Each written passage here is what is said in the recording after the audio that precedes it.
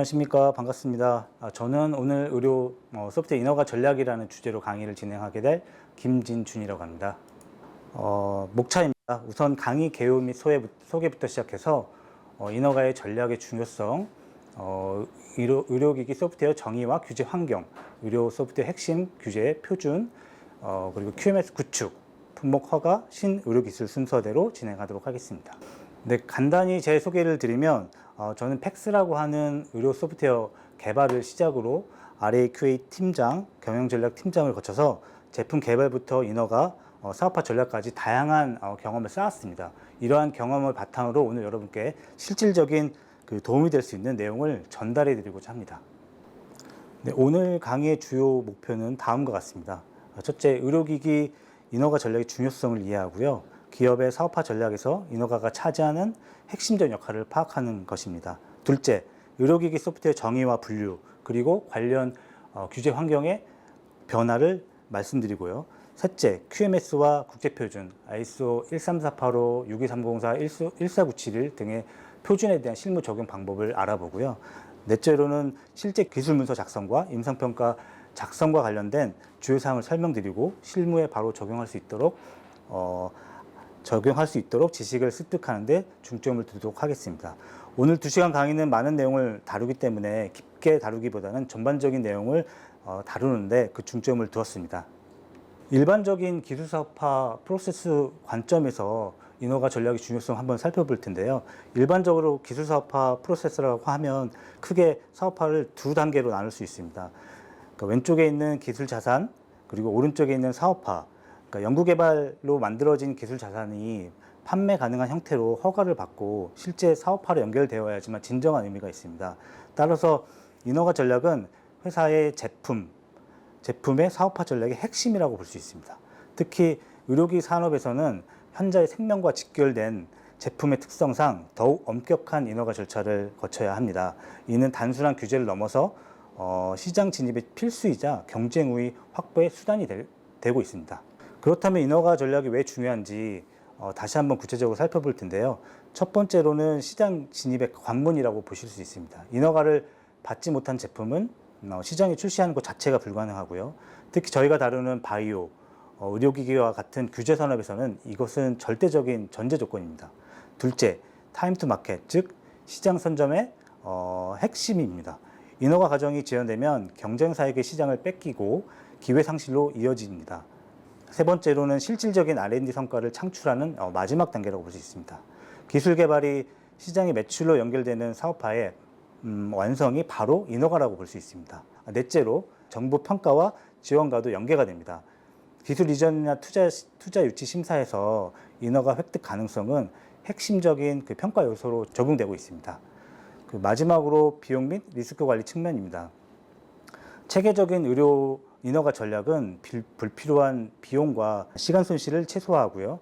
품질 문제로 인한 리스크를 관리하게 해줍니다. 초기 단계 기업에서는 바로 비용 관리가 핵심인데요. 한 번의 인허가 실패는 막대한 비용 지출로 이어질 수 있기 때문에 인허가 전략은 상당히 중요한 역할을 합니다. 그럼 의료기기 제조업체는 어떤 법적 의무사항을 가지고 있을까요? 제조를 하기 위해서는 제조업 허가를 받아야 되고요. 제품이 일관된 품질로 생산됨을 보증하는 GMP 적합성 인증을 받아야 됩니다. 그리고 마지막으로 시장에 판매할 제품을 각 제품에 대한 제조 허가를 받아야 되고요. 다 받아야지만 판매가 가능한 상태가 됩니다. 이것들을 다 제조업체들은 준비를 해야지만 됩니다. 제조업체 의무를 보면 정말 할 게 많습니다. 이 모든 과정은 두 개 큰 축, 왼쪽에 있는 의료기기 인허가와 오른쪽에 있는 품질 경영 시스템으로 나눌 수 있습니다. 인허가는 제품의 성능과 안전성을 확보하며 환자에게 효과적인 의료기기를 제공하는 것을 목표로 하고 있고요. QMS는 지속적인 품질 개선 활동을 통해 제품의 일관된 품질을 유지하는 것을 목표로 하고 있습니다. 이 둘은 별개가 아니라 보시는 바와 같이 상호 유기적으로 연결된 하나의 프로세스라고 보시는 게 좋을 것 같습니다. 왜 두 프로세스가 유기적으로 연결되어야만 하는지 뒤에서 설명드리도록 하겠습니다. 그 전에 우리가 다룰 의료기기 소프트웨어가 무엇인지에 대해서 한번 살펴보도록 하겠습니다.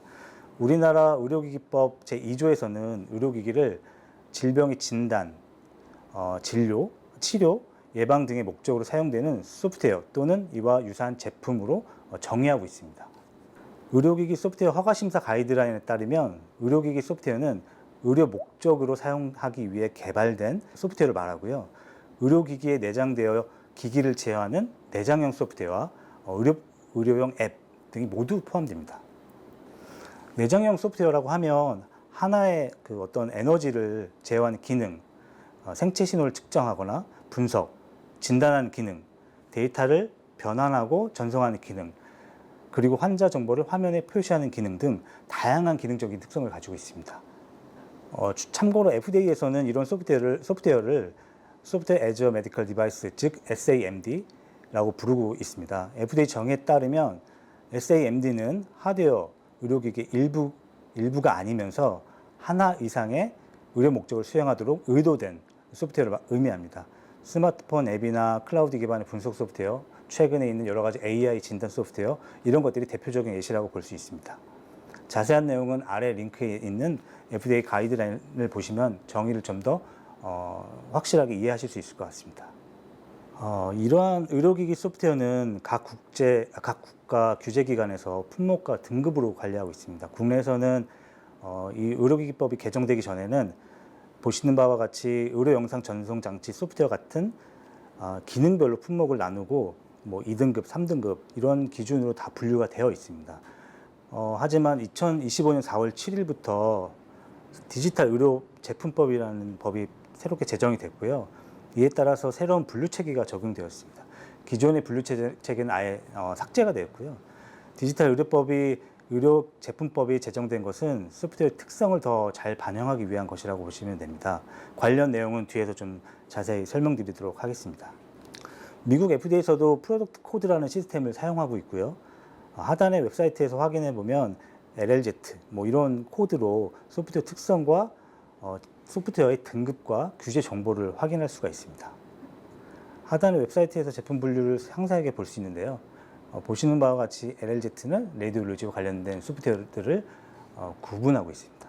네, 유럽 C의 경우 EMDN 코드라는 체계를 사용하고 있고요. 보시는 것처럼 트리 구조로 제품을 분류하고 있습니다. 네, 지금까지 인허가 전략의 중요성과 의료기기 소프트웨어 정의에 대해서 간략하게 살펴보았습니다. 그러면 빠른 인허가를 위해서 결국 잘 구축된 품질 시스템이 핵심이라는 것을 알 수가 있는데요. 이제부터 그 기반이 되는 국제 표준들에 대해서 좀 알아보도록 하겠습니다. 이 그림은 각 표준들이 어떻게 유기적으로 연결되어 있는지 보여주는 핵심적인 그림이라고 볼 수 있습니다.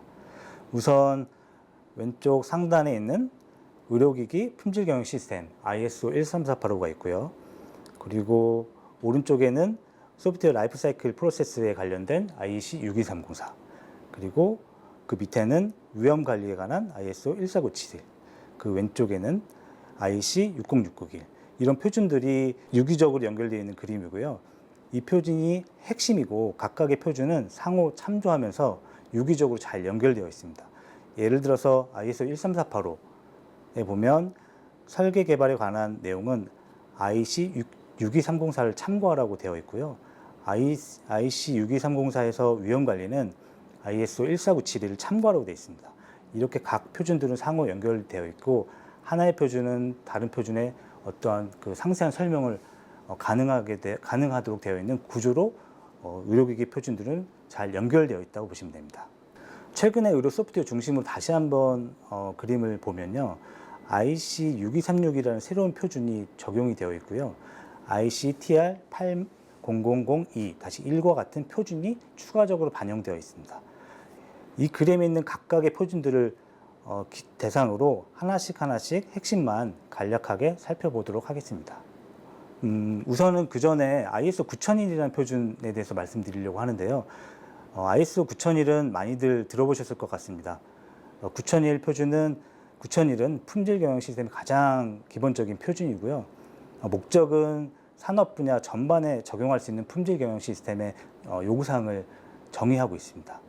주요 내용으로는 제품, 서비스, 품질 향상, 고객 만족, 조직 성과 개선, 본질적인 품질 보증 체계 확립이 목적입니다. 적용 범위는 제조부터 서비스 모든 산업 분야이고요. 의료기기와 같은 산업도 물론 포함되어서 적용할 수 있습니다. 이 표준의 특징은 대부분 품질 경영 시스템이 요 ISO 9001을 인용하고 있고요. ISO 9001에서는 오른쪽 하단에 보시는 플랜, 두, 체크, 액션이라는 방법론을 사용하고 있습니다. 이 플랜이라는 것은 고객의 어떤 요구사항으로부터 조직의 어떤 계획을 세우고요. 품질과 관련된 계획을 세우고 그 계획에 따라서 프로세스를 실행합니다. 그리고 체크, 검토. 그 검토한 실행한 프로세스에 대해서 그 프로세스가 잘 이행됐는지 검토하고 그 결과를 잘 데이터를 분석하고 평가를 해서 다음 품질 경영 시스템에 어떠한 개선 사항으로 입력을 하는 조치 사항까지 이 플랜, 두, 체크, 액트라는 방법론을 사용하고 있습니다. 네, ISO 13485입니다. ISO 13485는 의료기기 품질 경영 시스템의 국제 표준이고요.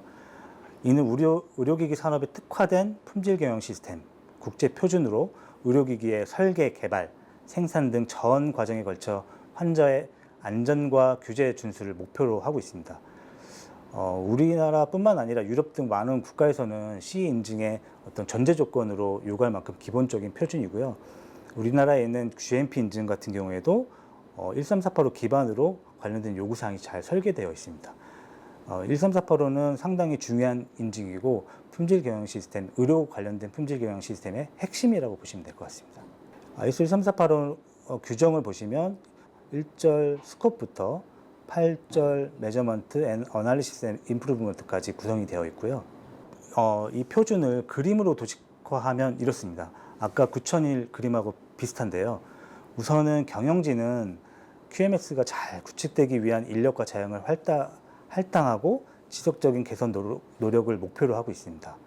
제품 관점에서는 왼쪽에 있는 고객으로부터 요구사항을 받고 고객의 요구사항을 입력을 해서 제품 실현, 즉 제품 개발을 하고요. 제품이 개발이 완료가 되면 고객에게 인도가 되고 고객은 그 제품을 사용함으로써 고객으로부터 어떤 불만, 피드백 등을 받게 되고요.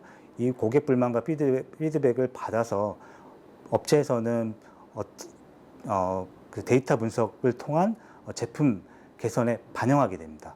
이런 활동들은 아까 말씀드린 것과 같이 플랜, 두, 체크, 액트와 같은 활동으로 방법론을 사용하고요. 이건 지속적인 품질 경영 시스템을 개선을 목표로 하고 있습니다. 네, 다음은 ISO 14971입니다. 의료기기 위험 관리 표준입니다. 의료기기를 개발하는 데 있어서 위험 관리는 필수적인 사항입니다. 의료기기의 고장이나 문제가 발생하는 경우 인체에 치명적인 손상을 줄 수가 있기 때문인데요. 의료기기 소프트웨어가 그 자체로서 의료기기가 될 수가 있고 의료기기의 일부가 될 수 있기 때문에 반드시 위험 관리를 필수적으로 해야 합니다. 의료기기의 전 생명주기에 걸쳐서 발생할 수 있는 모든 위험 요소를 분석하고 허용 가능한 수준으로 관리하는 체계적인 방법을 정의하고 있습니다. 여기서 중요한 개념을 몇 가지 설명드려야 될 것 같은데요.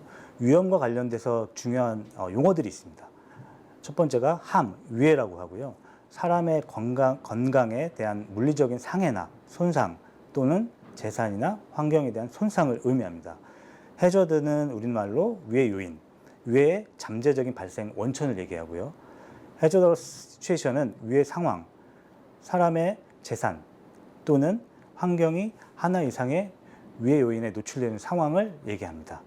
리스크는 위해 발생 가능성과 심각성의 조합으로 계산이 되고요. 알랍이라고 하는 것은 허용 가능한 위험 수준이라고 보시면 될 것 같습니다. 네, 이거를 그림으로 한번 이해해 보면요. 우리가 빙판길이 있고 이를 지나가는 과정에서 생길 수 있는 위해 상황을 한번 생각해 보도록 하겠습니다. 위해 요인은 빙판길에 해당이 되고요. 위해 상황은 위해 요인에 노출된 상황, 즉 빙판길에서 넘어지는 상황을 의미합니다. 위해는 그로 인해서 실질적인 어떤 위해, 즉 골절을 얘기하고요. 그 리스크는 이 위해가 발생할 가능성과 심각성의 조합으로 이제 평가를 할 수 있습니다. 오른쪽 이거를 위험 분석으로 한번 생각해 보면 위해 요인 빙판길, 위해 상황 빙판길에서 넘어짐, 위해는 골절, 발생 가능성은 10의 마이너스 1승, 즉 10번 중에 1번, 심각성은 뭐 5단계 중에 2단계 이런 식으로 위험을 분석하고 평가할 수가 있습니다.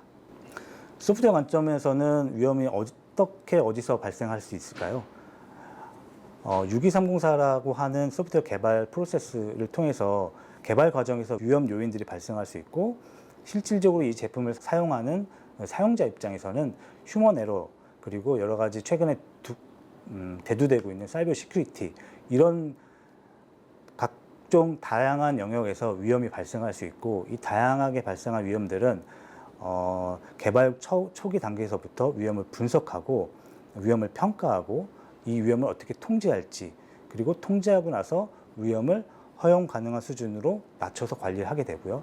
그래도 위험은 잔여 위험이라는 게 남아 있고요. 잔여 위험이라는 게 남아 있어도 이 기능을 왜 사용해야 되는지를 위험 대비 얻을 수 있는 이득이 더 크다라는 식의 어떤 정당성, 위험 이득 분석을 통한 이 기능을 사용하고 이 제품을 사용해야 하는 정당성을 남기게 됩니다.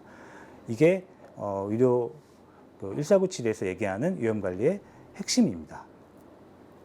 이런 위험은 사실은 개발 과정에서만 관리를 하는 게 아니라 제품이 개발이 끝나고 고객에게 전달된 이후에도, 즉 사후 제품이 판매된 이후에도 체계적으로 관리를 해야 되는 내용까지 정의하고 있습니다.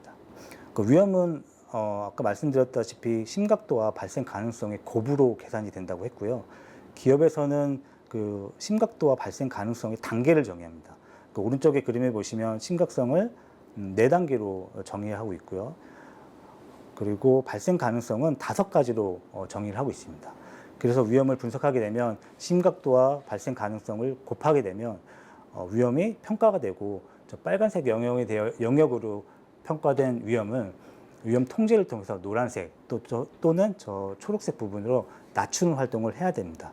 이러한 것이 위험 관리의 핵심이라고 보시면 됩니다. 그런데 소프트웨어 위험은 하드웨어 위험과 조금 다를 수 있습니다. 이를 위해서 ICTR 80002-1이라는 표준이 추가적으로 있고요. 이 표준을 추가적으로 꼭 반드시 참고해야만 합니다. 이 문서는 ISO 14972를 의료기기 소프트웨어에 어떻게 적용해야 하는지에 대한 구체적인 가이드를 제공합니다. 핵심은 소프트웨어 자체는 위험 요소는 아니지만, 위험 요인은 아니지만 위험한 상황에 기여할 수 있다는 게 핵심입니다. 예를 들어서 버그 자체는 위험이 아니지만 버그로 인해서 잘못된 약물 용량이 계산되거나 잘못된 처방이 되거나 이런 상황이 이 위험을 초래할 수 있다는 것입니다. 이러한 관점으로 구체적인 가이드를 제공하고 있기 때문에 의료기기를 제조하고 개발하는 회사에서는 반드시 참고해야 될 표준이라고 보시면 됩니다. 또 소프트웨어에서 이상 현상의 확률 추정이 상당히 어렵습니다. 예를 들어서 확률적으로 이 기능이 몇 번 중에 몇 번이 문제가 생길 것인지 이런 것을 추정하기가 상당히 어렵고요. 그렇기 때문에 심각도에 중점을 둔 위험 평가를 하도록 되어 있습니다. 시스템 관점에서 소프트웨어 위험 관리를 또한 해야 된다는 것을 강조하고 있습니다. 다음은 62304라는 IC62304라는 의료기기 소프트웨어 생명주기 프로세스를 다루는 국제 표준입니다. 쉽게 말해서 소프트웨어를 어떻게 계획하고 개발하고 테스트하고 유지보수할 것인지에 대한 체계적인 프레임워크를 제공하고 있고요. 포함된 내용은 빨간색에 보이시는 대로 개발, 유지보수, 위험관리, 형상관리, 그리고 문제 해결하는 방법, 이 내용들을 위주로 IEC62304에는 이러한 내용들이 포함되어 있습니다.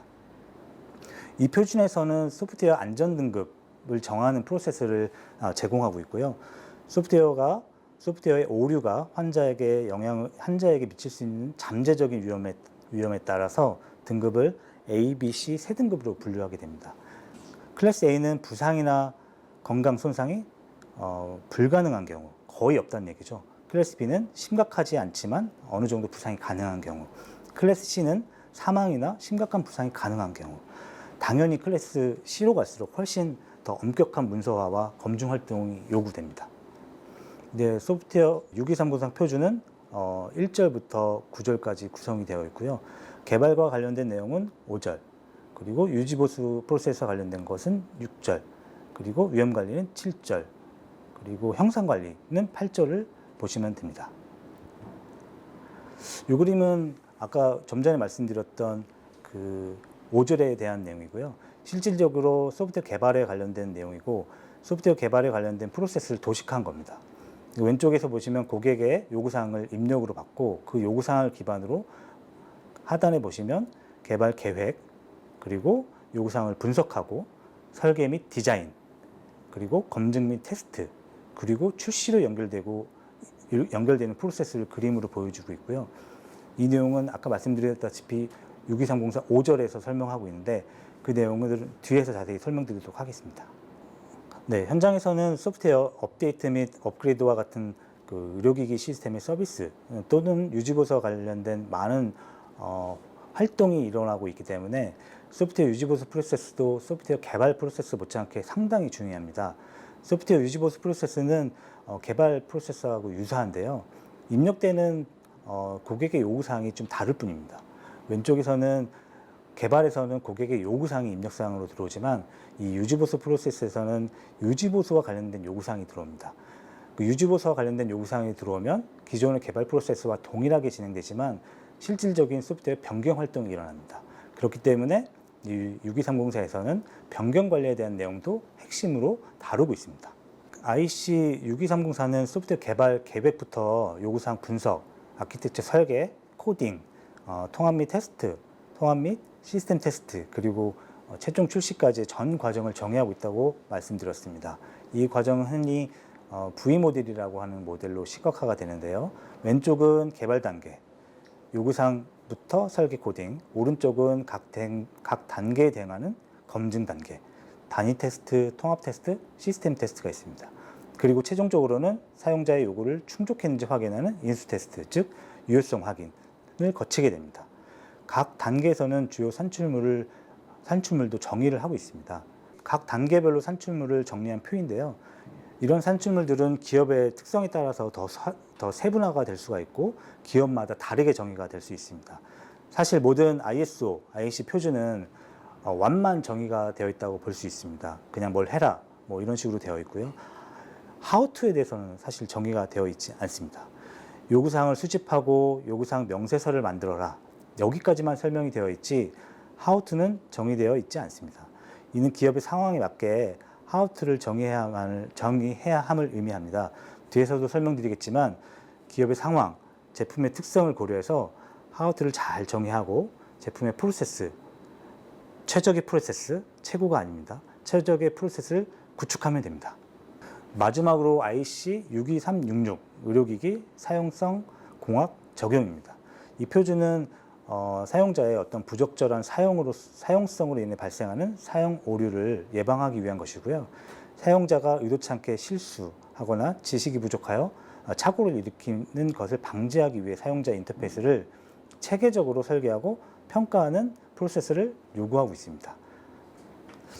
사용 적합성이라는 용어를 보면 의도된 사용 환경에서의 의료기기 사용을 용이하게 함으로써 유효성, 효율성 및 사용자 만족도를 달성하는 사용자 인터페이스의 특징이라고 정의가 되어 있습니다. 아래 모식도를 보면 사용자는 사용자 인터페이스와 사용 환경 가운데 위치하게 됩니다. 이 왼쪽 표에 보면 각각의 예시가 설명되어 있는데요. 사용자 인터페이스는 저희가 잘 아는 UI라고 생각하시면 될 것 같고, 사용자는 이 소프트웨어를 사용하는 사용자, 그리고 이 소프트웨어를 가지고 치료하는 사람들, 환자, 이런 사람들을 사용자라고 볼 수가 있고, 사용 환경은 조도, 소음, 장소, 병실인지 수술실인지 응급실인지 이러한 것들을 의미하게 됩니다. 표준은 다음과 같이 구성되어 있습니다. 5절에서는 사용성 공학 프로세스 요건을 정의하고 있고요. 간단하게 말씀드리면 제품 개발을 위한 요구사항 중에 사용 오류나 실수를 발생시킬 수 있는 기능을 먼저 식별하고요. 기능별로 발생 가능한 위험을 또 식별합니다. 그리고 그 위험이 가져올 수 있는 유해 상황을 시나리오별로 정리를 해서 UI를 설계하고 사용성 테스트를 진행하게 됩니다. 개발 마지막 단계에서는 실제 사용자 환경과 동일하게 준비를 하고 최종 테스트를 준비하게 됩니다. 자세한 내용은 뒤에서 설명드리도록 하겠습니다. 네, 사용성 평가는 이렇게 두 가지로 나뉩니다. 첫 번째는 형성평가, 두 번째는 총괄평가로 나뉘고요. 형성평가는 사용자 인터페이스 설계 과정에서 수행하는 평가라고 보시면 됩니다. UI 측면에서 강점과 약점을 파악하고요. 예상치 못한 사용 오류를 발견하게 되면 이것을 다시 개발에 적용해서 다시 UI 설계를 변경하는 평가고요. 개발 단계에서 진행되고 이것은 반복적으로 수행하게 됩니다. 두 번째는 총괄 평가고요. 개발의 마지막 단계에서 수행하는 평가라고 보시면 됩니다. UI가 안전하게 사용될 수 있다는 객관적인 증거를 지금 제공해야 되고요. 형성 평가를 통해 파악된 문제가 해결되었는지 이를 최종으로 확인하는 단계라고 보시면 됩니다. 실제 사용 환경을 구축하고 실제 사용자들을 대상으로 평가를 하게 됩니다. 예를 들어서 이 평가는 총괄 평가는 아무나 테스트를 진행하는 것은 아니고 가능한 자격을 갖춘 사람, 팩스라는 소프트웨어를 기준으로 말씀드리면 실제 병원에서 팩스를 진료에 사용하는 판독이, 임상의와 같은 의도된 사용자들을 그룹으로 하고 최소 15명 이상 참여를 시킵니다. 실제와 비슷한 환경, 온도, 습도 이런 것들을 고려하고요. 중요 업무와 필수 업무 등 모든 사항을 포함해서 시나리오를 만들고 그 시나리오를 통해서 총괄 평가를 진행하게 됩니다. 이런 총괄 평가는 사용성에 대한 어떤 신뢰도를 높일 수 있는 중요한 평가라고 보시면 됩니다. 지금까지 의료 소프트웨어 개발을 위한 핵심 표준들을 살펴보았습니다. 이 표준들은 서로 맞물려 돌아가고요. ISO 13485라는 큰 틀 안에서 ISO 14971 원칙을 정하고 IEC 62304 그리고 IEC 62366에 따라 제품을 개발하고 유지보수하고 안전하고 신뢰할 수 있는 소프트웨어를 만들 수 있습니다. 따라서 의료 소프트웨어를 개발하고 판매하기 위해서는 아래와 같은 표준에 대한 이해가 반드시 필요하고요. 이해를 바탕으로 프로세스를 구축 및 활용하는 것이 꼭 필요합니다. 네, 첫 번째 시간은 여기서 마치도록 하겠습니다. 감사합니다.